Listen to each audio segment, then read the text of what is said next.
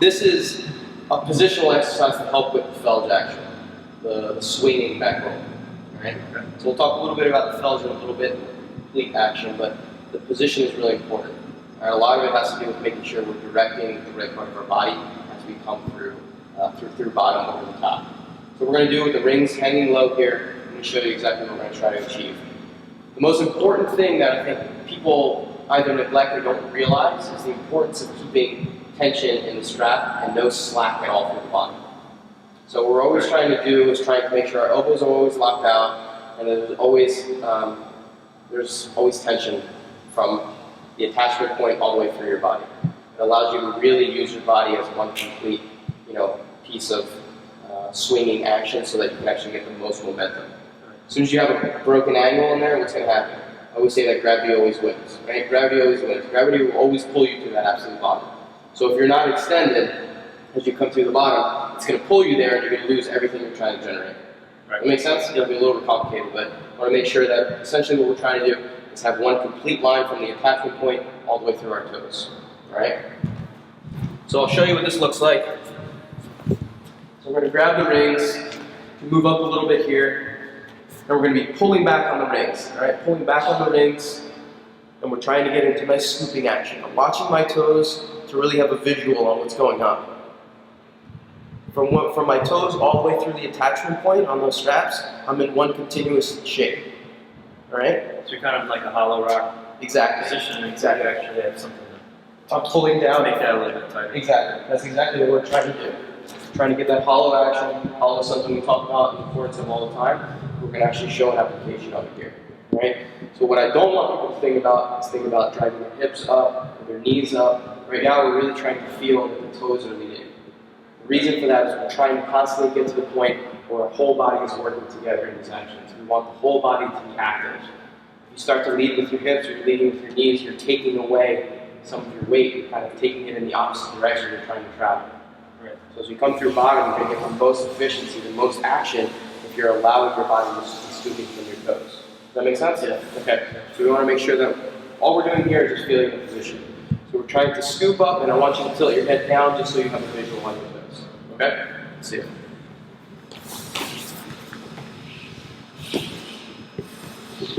Good, so keep good tension.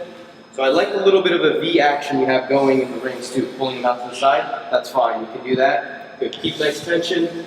Nice one continuous shape from the top of the strap all the way through your toes. Good, can you see your toes there? Mm-hmm. Good. Awesome, that's what we're going to be doing, right? Keep watching those toes. That's what I want you to be keeping your eyes on, right? Good work. No. How does that feel? It's good, because I've done hollow rocks before, but I've never had anything here. Right. My arms. Exactly. So the hollow rock is a good starting point. Hollow rock is the most basic of that shape, that shape's application. Just understanding what the body is doing with that hollow position. And now you're starting to see exactly why we do those hollow shapes. How they apply to gymnastics, why it's important to have our toes come up. Because we're trying to get our whole body activated to one piece, and this allows us to do it, right? Yeah. So for someone that's not quite ready for a hollow position, same thing. I just have them step back a step, work on the hollow position itself, start from a vertical position. We're always trying to make sure that with the hollow itself, that we are having one continuous shape, from toes to hands. So that means that there's no lower lumbar arch. We want to kind of roll those hips under so that there's one continuous shape all the way through. All right? So if the person is not really able, if they're able to get their feet off the ground, but there's a huge arch in their back, they're not quite ready to do that shape yet. You want to make sure you're taking a step back, getting them to a position where they're strong enough in their core and their lower back to actually get into that hollow shape, and then start to apply it to something like this. Okay. All right? Yeah. And we've been talking a lot about, a lot of stuff we're doing are drills, where you're not necessarily thinking about them in terms of like strength training numbers. Yep. But what's something that people can use as a number to kind of start with? If they already have a hollow rock. Right. So I always like to use 10 reps or 10 seconds as a good indicator. When I was in the Olympic Training Center, we were working with sports science department and things like that. We always use 10 as a good kind of point to work towards. It was just tell us if you could do 10 to 12 reps of a particular exercise. It was an indicator that it was time to add weight, that you were pretty proficient at that particular exercise. So as a starting point for a lot of people, I'd use 10 seconds or reps as a good kind of can you do this skill efficiently? Can you get up to 10 doing it technically correct in a strict manner? If so, then you can start working on upping the numbers or adding weight, things like that. But we're working straight off the bat to kind of build assessment. I would say use 10 as kind of your working towards number. Okay. Yeah. All right, so we got a setup here. We got the rings about pec shoulder height. I want to work on this stuff down nice and low. Okay. So the lower we are to the ground, the less possibility is for you to be falling from something super high. All right. I want to be creating as safe of an environment as possible. So we put the map down too. All right. This stuff has some injury potential surrounding it, so we want to make sure that we're putting ourselves in a safe atmosphere. Mats, if you got them, use them. Use the rings down low, especially if you're not doing the swinging action. Talk about the swinging action with the felds, with that kind of momentum. Getting to the back row for now. We're doing more of a static action, so we can work on it down low without having to worry about kind of affecting the technique. All right. Yep. So what we're going to be trying to do here is we're trying to feel the action. Okay. So now we work on all the stuff with the parallel bars, trying to make sure you're building the strength that's necessary to be able to keep those rings in. And one of the things that I like to apply here, and you've probably seen it before, is the application of using a band with this. All right. So what the band is going to allow us to do is basically create a good transition point from what we're doing on the parallel bars, we're doing as static, to something unstable like the rings. All right. So the application of bands is really important. I think it has a great role in training and things like that, but it has to be done right. I think a lot of people are using bands incorrectly and it's taking away from their progress. So in this sense, people ask me all the time whether or not I'm in favor or against band use. I think bands are good to use if they're used properly. In this case, what we're trying to do is create a transition from something static to something unstable like rings. So it's a great way for us to start feeling what the rings are going to be doing as we do this back roll action before we jump completely to the back roll by itself. Okay. All right? So what we're going to be trying to do, you can go ahead and put the band between the rings here. You want to be creating, pretty good tension. This is a pretty heavy band here, so it's going to be acting. It's going to be doing a lot of work for you, right? Essentially, you want to be creating a width that's about shoulder width apart, right? You want to be allowing them to, if they do extend, and your hands start to go out away from you, that they're not going to go anywhere beyond shoulder width. You're still going to be able to kind of feel that they stay nice and close to your torso. And that's the objective. As we do any of these turning over skills, we always want to be, the efficiency comes with trying to keep your extremities, trying to keep your arms and shoulders as close to the midline of your body as possible. All right? So go ahead and get a setup here. Go ahead and wrap your hands around the bands. Yeah, you can grab around the outside, that's fine. So again, what we're going to be trying to do here, once you get your hands in place, what we're going to be trying to do here is I'm going to assist you again as a spotter. I'm going to assist you through the action, but what I want you to be focusing on is trying to stay tucked. All right? So again, the reason for this tuck position is pretty important. What we're trying to do is make sure that our hips don't open up. So we're trying to initiate the action from our knees over the top. Okay? So it's a really important piece of this. We want our whole body, we talked about with everything else, the importance of getting our body to work as one piece. And that means we're initiating from that furthest part of our body. Because we're in a tuck position here, it's initiating from our knees. If we were doing a completely extended one with our legs straight, it would initiate from our toes. Okay. All right? To kind of get the rotation and kind of make a more efficient action, we're going to get into as tight of a tuck as possible. We'll be initiating directly over with our knees, trying not to have any open of our hips. All right, try and stay as tight of a tuck as possible. All right. So like I was telling you before, that point when I have done this movement before, that's the position where I would try to use my hips because I might don't quite have that strength in this position. So that's going to be a little bit of a grind. I'm just going to think. So I'm going to assist you as a spotter. I'm going to assist you through that action. I want you to stay focused on directing from your knees, using the band to keep the rings in nice tight to the body, and trying to do more of a strict action. Okay? If you can build the strength to do these things strict, getting momentum and doing them with a kipping action or with a swing is going to be no problem at all. That's important to note. What you're doing when you're incorporating swinging and kipping before you have this prerequisite strength to be able to do these things purely on a strict action is you're limiting yourself. You're putting yourself into a box to only learn that particular skill. Does that make sense? It's really important. So what we're trying to do here is we're getting you the strength to be able to do any of these variations. If you have the strength, if I throw anything at you, if I say, okay, now I want you to get up with a back kip, a front kip, a back upright, front upright, any of the variations that we talk about, you're able to do it.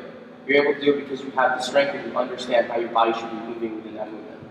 All right? It's a completely different way to think about it. versus saying, I want to learn this particular skill, and I'm going to just do it any way that I can possibly do it. All right, so we want to build a good foundation so that no matter what skill that is being thrown at you, it doesn't matter. You have a complete body awareness and the strength to be able to handle anything. All right?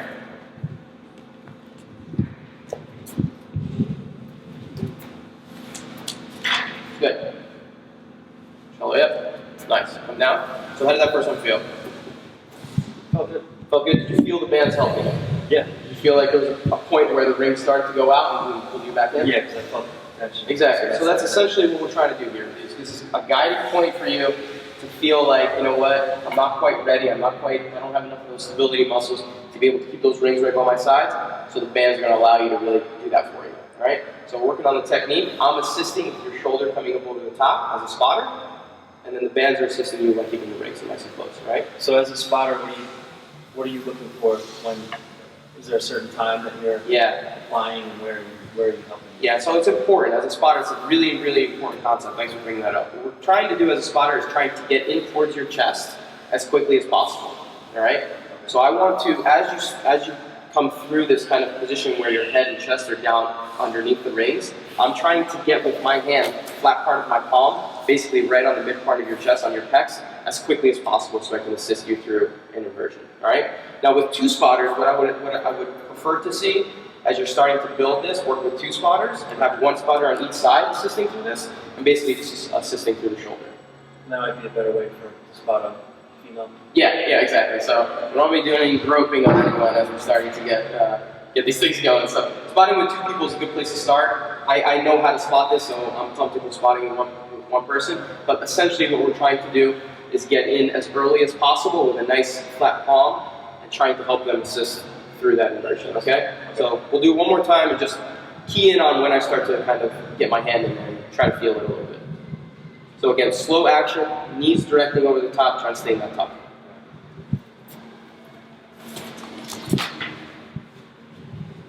Good. Good, how'd that feel? It's good. Yeah, it happens so fast. It happens fast. To register. So yeah. I'm asking, I'm trying to think about what my answer is. But. Yeah, we talked about that a little bit too, about how skills go very quickly as you're learning them.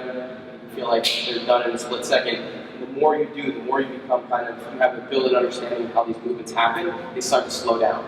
And you'll get a better kind of feeling of every inch of the skill. And that just comes with time. You have to be consistent with learning the skill. As a gymnast, I'm able to break down skills and almost feel like I'm doing it in slow motion because I've done so many reps of this. For now, because it's a new skill for you, it's going to happen very quickly. That's why we're trying to make sure that we're focusing on the straight movement, allowing the spotter to kind of roll you through the position so you can work on it a little bit more easily. Right. So from a coaching perspective, it's almost like an Olympic lift where it's such a quick movement that it's hard to coach sometimes. You want to give the person one thing to think about because it is happening so fast and it's hard to give. You give 100 cues. Yeah, they did 5 things wrong. Right. You can only give them one thing at a time. Absolutely. I would always focus on the biggest problem. And what I, as a coach, see as the biggest issue. And focus on that, and then you can start working on the detail work. So you want the gross movement to be kind of considered and focused, and kind of make sure that is kind of established, and then start breaking down some of the finer movements. For this particular portion of it, I just want you to make sure that you're kind of directing with the right body part. I want you to feel like you're trying to turn over from your knees in this type of position so that you're rolling over efficiently. All right? Let's do one more. Again, as a spotter, the other thing I want you to take note of as a spotter is that I'm getting a nice wide stance. I'm trying to get low so that as a spotter I can get into position as quickly as possible, all right? If I kind of stand here and you roll over quickly and you're just learning this, it's going to be really hard for me to kind of get into a position where I can spot you efficiently. So I have a nice wide stance that allows me to get you on either side as a person that's kind of learning this for the first time. If you're a spotter, you're a coach, you want to be making sure that you're getting the person right off the bat. All right?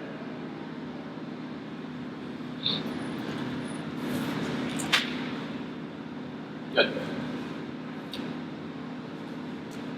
Good. That was nice. Yeah, so again, slow action. Assist as much as needed on the front part of that chest. You have 2 spotters, they can do one on each shoulder. The other thing, I don't know if you felt, but I'm grabbing your shin. So I'm grabbing your shin with the other hand. I'm basically doing that to stop you from swinging. We want this to be nice and static. We want you to finish completely upright, completely in vertical position. So I'm assisting you, propping your chest up from your chest with my one hand, and the other hand I'm grabbing your shin to assist in slowing you down. All right? So you want to always be trying to use both hands to make sure that the spotter feels like you got them. You know, building that relationship and building that trust is the only way to make spotter really work. All right?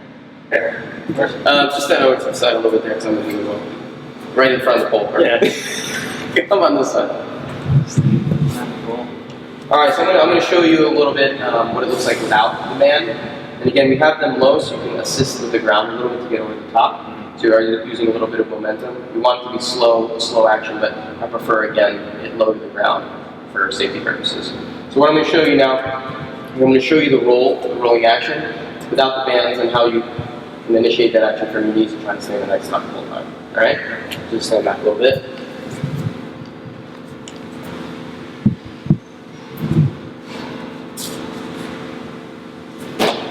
All right? So, that's good. That's good, nice. Yeah. I've done a couple of these in my day. But all we're trying to do here is, again, take what we were just doing with the bands and start to apply it to that next step of doing it without the bands. It's a big jump. That's important to know. Is that without the bands, doing it, with the bands is a big jump from doing those two separately. So we got to make sure that when we're doing this, we're prepared for it. We can do it with a spot. We can do it with that same idea that I was doing with just propping the chest up. You want to make sure that you're actually strong enough, you feel comfortable sitting at the bottom part of the dip and the rings as well before you actually go for this for the first time. All right? The other thing that we're really noting here, I'm staying in a tuck position throughout the entire thing to make sure that I'm directing with my knees. Nice ball position will allow me to kind of be more efficient in the turnover. All right, so I'll do one more. I'll start from that position we were trying to touch on that basket position that we do on parallel bars. And then I'll show you one tuck, and I'll show you one pike. All right? So we'll start from the pike position here. Then I'll start from an extended. I'll drop down. Okay? So I'm getting a little bit of a pop action. When you're talking about, getting the momentum and opening up your hips, this is where it starts to come into play. All right? This is where you can start to get a little bit of momentum going. Some of that stuff that we were talking about with the opening up drill on P-bars, how it can start to be applied. All right? Do one more, and I'll try as best I can. So you see my hips get open a little bit? Yeah. And the reason for that is that I'm just not strong enough to be able to keep that hollow position. So it's something that takes a very long time. Even high-level gymnasts have a tough time directing completely with their toes down here, but that's what we're working towards. All right? We're trying to make sure we're trying to stay hollow the entire time rather than trying to open up with our hips. Again, it's really hard to do, but that's what we're working towards. Okay? We'll show one more where I'm trying to stay nice and piked, and I'll try to come over without opening up my hips.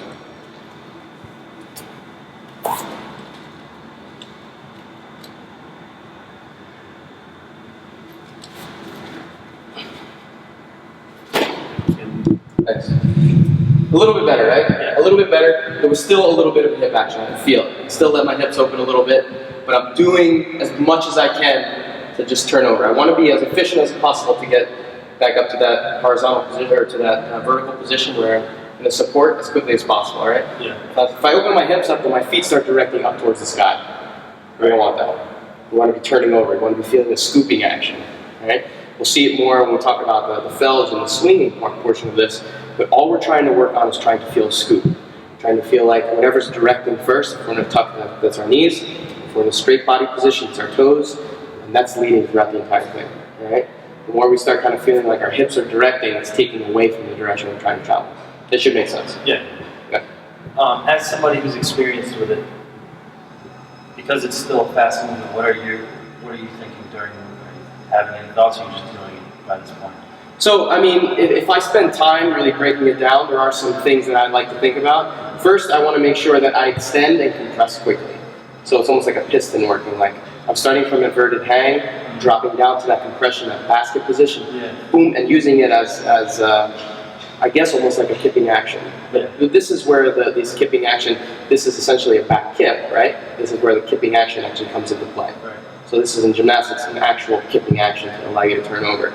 So I'm trying to make sure that action is happening with my upper body and lower body together. That's the first part, making sure that the compression is happening at the right time. And then the second part is making sure that I'm trying as hard as I can to activate my core to stay hollow. I'm I'm trying as hard as I can to stay as hollow as possible as I rotate, so that I don't lose anything in my core. Okay. That's really what I'm trying to focus on. And when I say initiate my core, it means my upper body too. It's about trying to stay as tight as possible throughout the entire thing. The most strain I feel is actually my upper body, my pecs, my shoulders, and my biceps. And I'm really trying to keep them in as close as possible, but just try and activate everything, trying to stay as hollow as I can. And we had you were talking about externally rotating, Mm-hmm. doing the parallettes on the floor. Are you thinking about that position? Absolutely. Yeah, the reason why I touched on that external rotation so much is because it's the exact same thing that I touch on when I come through the inverted position here. It's the same thing. The rings are basically propped up right against my sides like this, with my hands turned out. All right, so it's essentially the same thing. For me now, that becomes natural. It becomes natural because if you try to push from any other way, it becomes really difficult to get an efficient push. So this is where you're in the most efficient action, but it also allows you to get into that support position, that final position, correctly with that externally rotated, hand position. All right. Let's try one more. I'll show you kind of one where I generally see the hips being open, kind of see what happens there, and you'll be able to kind of see a good one versus one where you're losing efficiency. All right. So first thing I see people kind of already with it's like bent, and they're trying to muscle through it rather than trying to use a little bit of that swinging action, right? If it's going to be a back kick, if you're going to do a back kick, you want to be using efficiency, right? So I like the slow action to understand how the whole skill works, and then slowly you have to understand, just like we would understanding for like a kicking muscle up, how the swing efficiently works before you can actually do the skill properly. Yeah. So you have to work on the strength aspect of it, that's doing it slow, and then working on the kipping action, that compress open action, and then combine them together to do the full back kick. All right? So let's try one more, just doing it poorly where I'm opening up my hips. So what happens here? Where are my hands?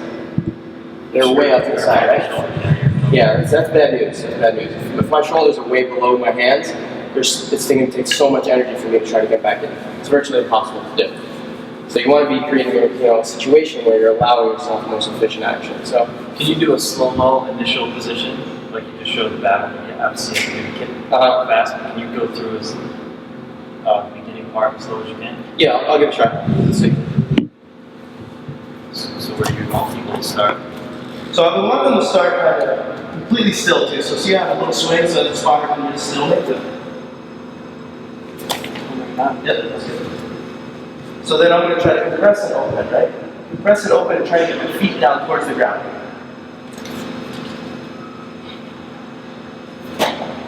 So the whole thing I'm really trying to feel is trying to turn over. Yeah. Trying to get my feet down to the ground as quickly as I can. Alright? That comes from trying to be tight. Nice. Cool. So Dave, there's a few different strategies to get from that support or get into the support position. Mm-hmm. We've been going through a tough, slower position to try to build up that strength. Right. And then we've done some kipping exercises as well. Which one comes first, and what are the orders? Yeah, that's a really good, that's an important point. So when we talk about the stuff what we've been doing, it's about building strength. It's about building and understanding what your body's going to be feeling as it builds towards that back roll. So the one piece is building the strength. The other piece of it is building the understanding of the mechanics of that compressed opening action. We touched a little bit on parallel bars from that basket, feeling that horizontal position with your legs and feeling that opening action. That's a great place to start. And do the same thing here. Now over time, as you get a little bit more proficient with that open-close action, you can start to apply it to the rolling action itself. So it's not one then the other. It's similar to how I would kind of teach people how to do kipping muscle up on rings. It's about getting prerequisite strength, working on strict action. It's exactly what we're doing with this, the tuck position here, working on strict.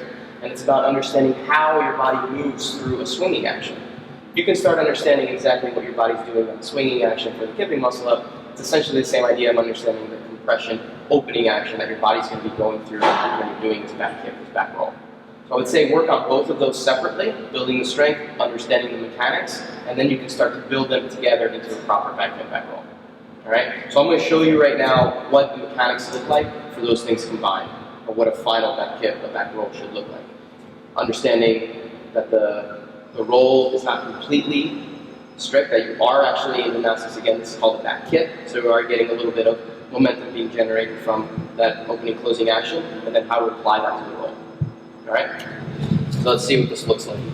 So can you still me? Again, whenever we're starting this as an athlete, I want to make sure that I'm starting from a nice still position and I'm generating the swing. I don't want to get into a position where right away I'm already starting the swing. I want to be nice and still, and you just still me when we get up there.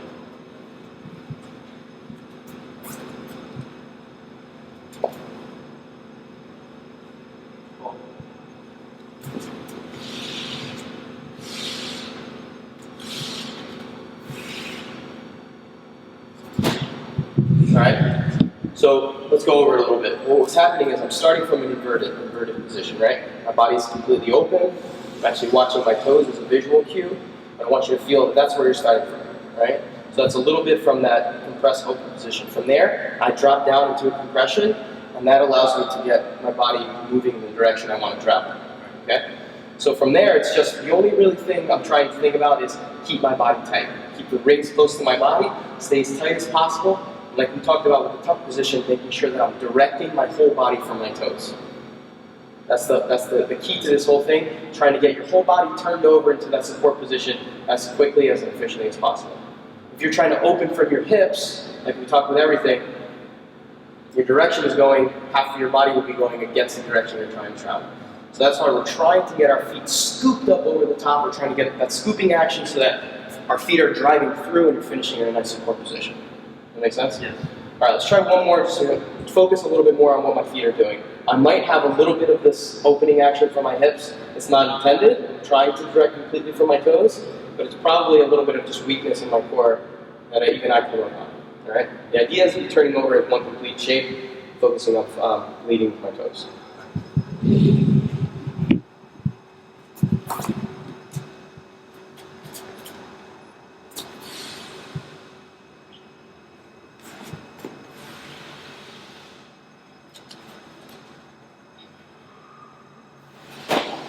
A little better?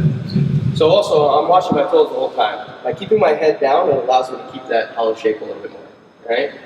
We talk about, neutral position, how important neutral position is on all of this stuff. Gymnastics, neutral position, whenever you're turning and flipping, is a really key point to have. We're doing some of this stuff just as a visual cue. Tilting your chin down and being able to see your toes allows for a good visual to happen. So it'll allow you to kind of see where your body is and create that hollow shape a little bit more. All right? I think it's a good point because in a lot of the exercises that we do with that violent hip extension or with any hip extension, usually there's some tendency. Oh yeah. Even with the Olympic lifts. Throwing the head back, right? Yeah. And I know that really well actually. In gymnastics, that was the biggest problem that I had as a gymnast. When I was a kid, it was something that I learned incorrectly. I learned how to twist and how to flip with my head out. So I always had a problem kind of spotting and making things visual because I learned it incorrectly. I had a foundation of a bad kind of twisting head out position. So it was something that I constantly had to work on to make sure that I was always trying to keep my head neutral. And it became probably the biggest thing in my gymnastics career that was hardest for me to change because I established, early on a bad kind of head technique. So if you can keep it visual, we always try to come back to that. If you can kind of watch your toes, watch your knees, keep your head in a position that allows you to spot something, it'll allow you to kind of go back towards something every single time and kind of use that as a cue. Okay, I can see my toes, I know I'm in a good position. All right, cool.